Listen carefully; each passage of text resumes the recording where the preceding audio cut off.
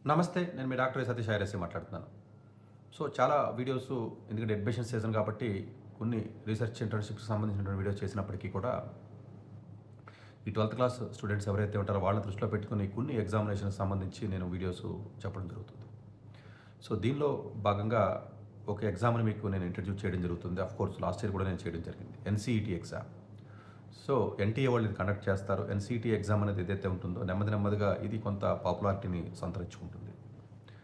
బేసికల్‌గా 2030 సంవత్సరానికి మన భారత ప్రభుత్వం ఎట్టి పరిస్థితుల్లోనూ టీచర్స్‌కి ఒక స్టాండర్డైజ్డ్ క్వాలిఫికేషన్ కావాలి అనే ఉద్దేశంతో ఈ న్యూ ఎడ్యుకేషన్ పాలసీ ఇంప్లిమెంటేషన్ అయిన తర్వాత తీసుకొచ్చినటువంటి ఒక చాలా మార్పులలో ఇది కూడా one of the major change కింద మనం చెప్పుకోవాలి. సో, ఈ యొక్క ఐటీఈపీ అనే ప్రోగ్రామ్ ఏదైతే ఉంటుందో బేసికల్‌గా ఇంటిగ్రేటెడ్ టీచర్ ఎడ్యుకేషన్ ప్రోగ్రామ్ ఐటీఈపీ ఏదైతే ఉంటుందో ఇది సరే దాని బీఎస్సీ, బీఈడీ ఈక్వలెంట్ ఏదైతే ఉంటుందో 4 ఇయర్స్ అండర్ గ్రాడ్యుయేషన్ డిగ్రీ, 4 ఇయర్స్‌లోనే ఒక అండర్ గ్రాడ్యుయేషన్ డిగ్రీ ప్లస్ అట్లాగే ఒక బీఈడీ కూడా డబల్ మేజర్ అంటారండి దీన్ని. యాక్చువల్‌గా it's not a single degree, it is a double major. Double major అంటే ఎడ్యుకేషన్ అనేది ఒక మేజర్ ఉంటుంది. అట్లాగే ఇంకొకటి బీఎస్సీ గానీ లేకపోతే బీఏ గానీ ఇలాంటి డిగ్రీ ఏదైతే ఉంటుందో ఒక డిగ్రీ ఉంటుంది.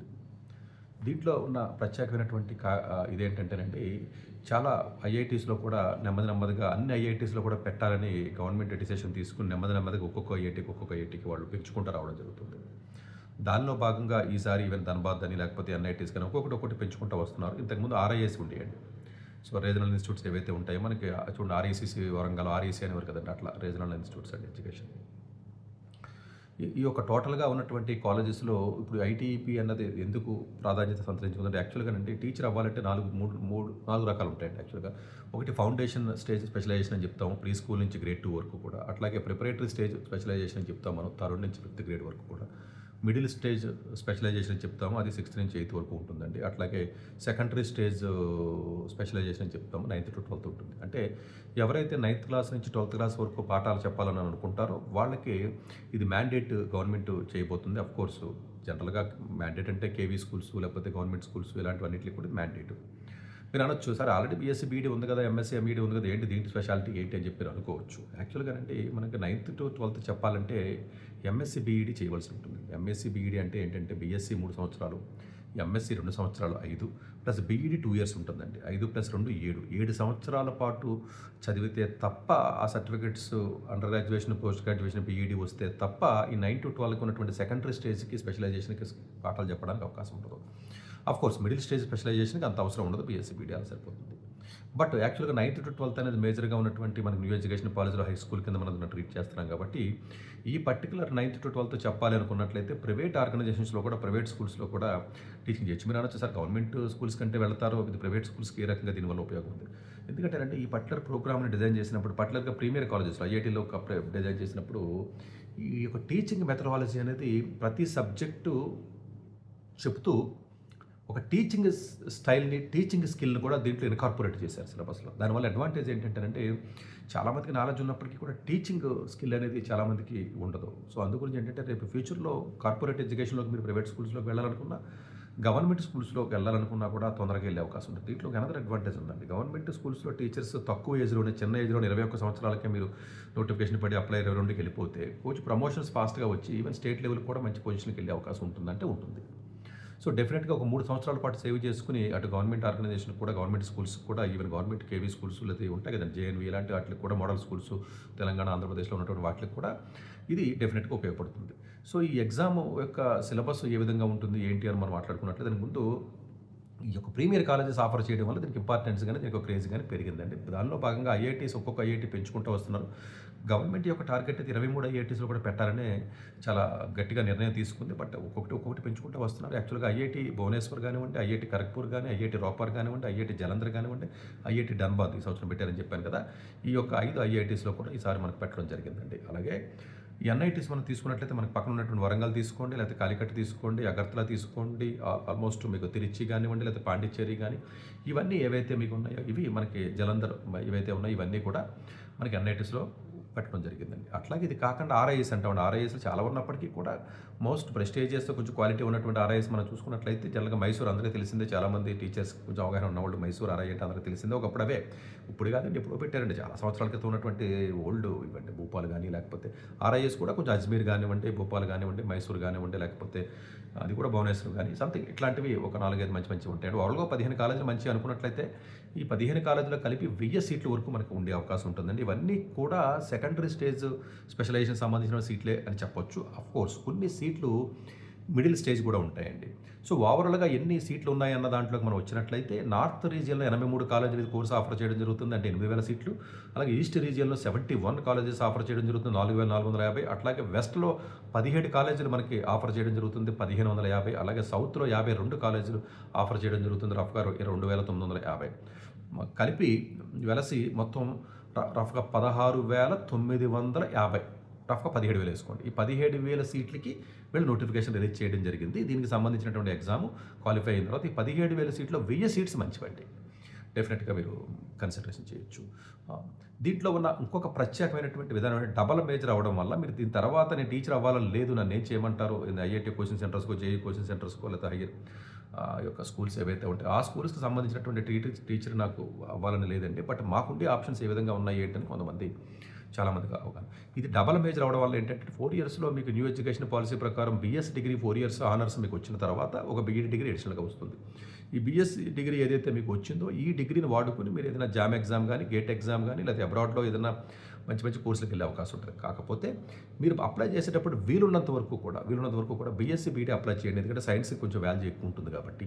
అఫ్కోర్స్ ఐఐటీస్లో సైన్సెసే ఉంటాయి. మీరు humanity B A B Ed, B Com B Ed ఉండదు. జనరల్గా ఎన్ఐటీస్లో కూడా బీఎస్సీ బీఈడీఏ వాళ్ళు ఆఫర్ చేయడం జరుగుతుంది. ఆర్ఐఎల్లో మాత్రం బీఏ బీఈడీ ఉంటుంది. ఒక్కొక్క కాలేజీలో జనరల్గా 50 సీట్లు మాత్రమే ఉంటాయి. కొంచెం క్వాలిటీ ఇవ్వాలనే ఉద్దేశంతో మీదేదో ప్రైవేట్లో విఐటీలు లేకపోతే ఎస్ఆర్ఎంలో లేకపోతే ఇలాంటి డీమ్డ్ యూనివర్సిటీస్ ప్రైవేట్ కాలేజీలకు వేల సీట్లు ఇచ్చి మొత్తం నాశనం చేశారు. కానీ క్వాలిటీని 50 సీట్లు మాత్రం ఇవ్వడం జరిగింది. 50 అనేది డెఫినెట్గా కొంచెం క్వాలిటీ ఉండే అవకాశం ఉంటుందండి. సో అందు గురించి ఏంటంటే 50 సీట్లు ఉన్నాయి. పాత ఆర్ఐఎల్లో కొన్ని చోట్ల 100 సీట్లు ఉన్నాయి. ఆ 100 సీట్లు కూడా maybe secondary stage specialisation 9th to 12th ఉన్నటువంటి ప్రోగ్రామ్కి మీకు 50 సీట్లు ఉంటే ఇంకొక 50 మిడిల్ స్టేజ్ కూడా ఉండే అవకాశం ఉంటుంది. బట్ ఓవరాల్గా జస్ట్ మీకు అండర్స్టాండింగ్ పర్పస్ ఎక్కువగా సెకండరీ స్టేజ్ని దృష్టిలో పెట్టుకుని ఎక్కువగా సీట్లు ఉంటాయి. మనకి ఐఐటీస్లో కూడా ఆ ఉద్దేశంతోనే పెట్టారు. ఎన్ఐటీస్లో కూడా ఆర్ఐలో కూడా ఆ ఉద్దేశంతో వాళ్ళు సీట్లు పెట్టడం జరిగింది.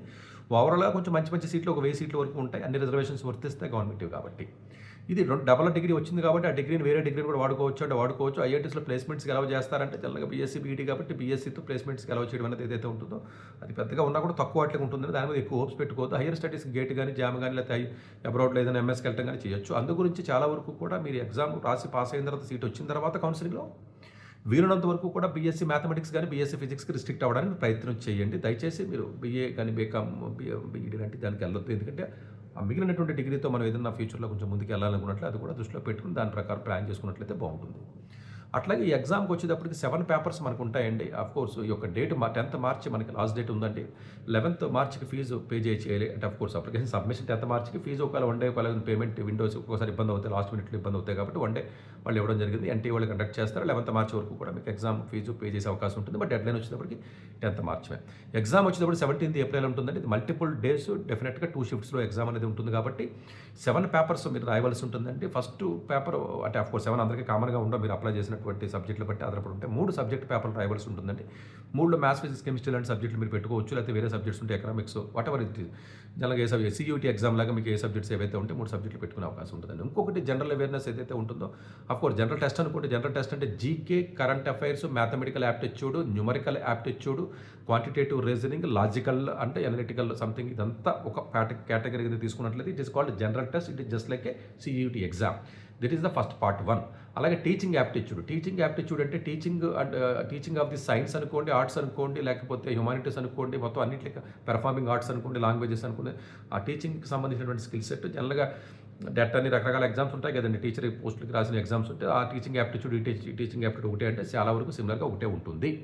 ఇది ఒక పేపర్ ఉంటుందండి. అంటే ఒకటి జనరల్ టెస్ట్ చెప్పాను, ఒక టీచింగ్ యాప్టిట్యూడ్ చెప్పాను, 3 సబ్జెక్ట్ పేపర్లు చెప్పాను. అక్కడికి నేను 5 అని.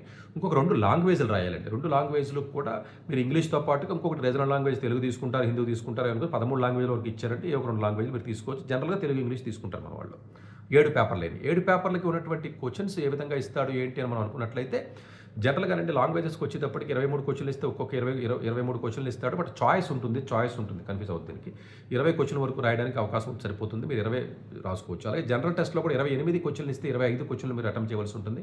అట్లాగే డొమైన్‌లో 3 సబ్జెక్టులు రాయాలి. 3 సబ్జెక్టులు ఒక్కొక్క సబ్జెక్ట్‌కి 28 ఇచ్చినట్లయితే 25 క్వశ్చన్లు మీరు అటెంప్ట్ చేయవలసి ఉంటుంది. టీచింగ్ యాప్టిట్యూడ్ వచ్చి 23 అనుకున్నట్లయితే 20 క్వశ్చన్లకి మీరు అటెంప్ట్ చేయవలసి ఉంటుంది. ఓవరాల్‌గా చూసుకున్నట్లయితే 181 క్వశ్చన్స్ ఉన్నప్పటికీ 160 క్వశ్చన్లు మీరు ఆన్సర్ చేసినట్లయితే సరిపోతుంది. ఆఫ్‌కోర్స్ డ్యూరేషన్ అనేది డిఫరెంట్ షిఫ్ట్స్‌లో ఉంటాయి కాబట్టి పేపర్స్ మీద డిఫరెంట్ షిఫ్ట్‌లో సీయూటీ లాగా రాయవలసి ఉంటుంది. బట్ ఓవరాల్‌గా 3 అవర్స్ అనేది టైం ఉంటుంది. సో ఓవరాల్‌గా మీరు చూసుకున్నట్లయితే ఇది జనరల్‌గా సిలబస్ అంటే జనరల్ టెస్ట్ చెప్పాను, టీచింగ్ యాప్టిట్యూడ్ చెప్పాను, 3 సబ్జెక్టులు చెప్పాను, 2 లాంగ్వేజ్‌లు చెప్పాను, 181 క్వశ్చన్స్‌కి 160 రాస్తే సరిపోతుంది. సో ఆఫ్‌కోర్స్ ఒక్కొక్క క్వశ్చన్‌కి ప్లస్‌లో మైనస్‌లో మామూలుగా మిగతా ఎగ్జామ్ లాగానే ఉంటుంది. బట్ ఓవరాల్‌గా ఒక 550 అలా మార్కులు వచ్చినట్లయితే కొంచెం డెఫినెట్‌గా ఇక్కడ మంచి సీట్ వచ్చే అవకాశం ఉంటుంది. సో ఇది ఓవరాల్‌గా చూసుకుంటే ఒక్కొక్క అంటే ఈ పర్టికులర్ ఎగ్జామ్ ఎవరు రాయాలి అనుకుంటే ఎవరైతే జేఈకి సంబంధించినటువంటి పిల్లలు ఎవరైతే ఉంటారో మ్యాథ్స్ ఉన్నట్లయితేనే మీరు బీఎస్సీ బీఈడీకి వెళ్తారు. ఒక మ్యాథ్స్ లేకుండా బైపీసీ కానీ మిగతా కోర్సులు ఉన్నట్లయితే బీఏ బీఈడీలకి వెళ్ళొచ్చు. ఆ బీఏ బీఈడీలో బీకామ్ బీఈడీ ఐఐటీస్లోను ఎన్ఐటీస్లోను ఉండవు, ఒక్క ఎన్ఐటీలో ఉన్నట్టుంది. సరే అంతే, మిగతా అట్లా ఆర్ఐఎల్లో దొరుకుతుంది మీకు. బట్ స్టిల్ వెళ్ళాలంటే కూడా టీచింగ్కి వెళ్ళొచ్చు. జనరల్గా బీఎస్సీకి వెళ్తేనే దానికి కొంచెం క్రేజ్ ఉంటుంది. బట్ ఐఐటీ వాళ్ళు సైన్స్ ఇన్స్టిట్యూట్స్ కాబట్టి, టెక్నాలజికల్ ఇన్స్టిట్యూట్స్ కాబట్టి వాళ్ళు బీఏలు బీకామ్ బీఈడీలు పెట్టలేదు అందు గురించే. బట్ ఆఫ్ కోర్స్ మిగిలిన వాళ్ళు రాయొచ్చు, అది వేరే విషయం. కానీ మిగతా ఆర్ఐఎస్కి వాటికి వెళ్ళవలసి ఉంటుంది కౌన్సిలింగ్లో పార్టిసిపేట్ చేసినప్పుడు. ఎందుకంటే మీరు రాసిన పేపర్లకే సీయూటీ లాగానే ఆ కౌన్సిలింగ్ టైంలో ఏ ఆర్ఐఏలో ఎక్కడైతే ఏ బీఏ బీఈడీ ఉందో, బీకామ్ బీఈడీ ఉందా, లేకపోతే middle stage specialisation, secondary stage specialisation అనేది ఈ క్లారిటీతో మీరు కౌన్సిలింగ్లోకి వెళ్ళి పార్టిసిపేట్ చేయవలసినటువంటి అవసరం ఉంటుంది. అది కౌన్సిలింగ్ టైంలో మీరు జాగ్రత్తలు తీసుకోవాలి. ఫీజు 1200 రూపాయలు ఉంటుంది మీకు.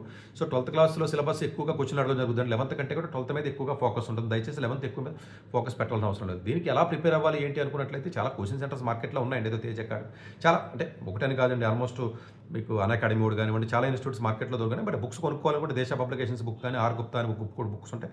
ఆ బుక్స్ తీసుకుని ప్రిపేర్ అవ్వండి. మోస్ట్లీ ఒక 30 డేస్ నుంచి 40 డేస్ ప్రిపేర్ అయితే సరిపోతుంది. 17th ఏప్రిల్ కాబట్టి మీకు అన్ని రోజులు కూడా లేవండి. ఒక 1 మంత్ టైం ఉంది. ఎవరైతే జేఈ సరిగా డిజాస్టర్ అయిపోయి సరిగ్గా రాలేదో, కొంచెం మంచి మార్కులు సరిగ్గా రాలేదు, దయచేసి మళ్ళీ జేఈని ట్రై చేయకండి రా బాబు. జేఈ రాసినా కూడా మీకు వచ్చే అవకాశాలు తక్కువ ఉంటాయి. ఇక్కడ 70% 50% అడవడం. చూడండి, మన జేఈకి వీడియో చేస్తే కింద కామెంట్ చూడండి, మా అమ్మాయికి 5% వచ్చింది, ఇప్పుడు సెకండ్ షిఫ్ట్లో ఇంప్రూవ్ అవ్వాలంటే సలహా అన్నాడు. 5% వచ్చినోడికి ఇంప్రూవ్ అవ్వడానికి సలహా ఏంటండి? ఒక్కసారి ఆలోచించేయండి. ఇప్పుడు నేను ఏదో తిట్టానని చెప్పి నన్ను అనుకుంటారు తప్పు కదండి. 5% వచ్చిన స్టూడెంట్కి మళ్ళీ ప్రిపేర్ అవ్వడం ఏంటండి?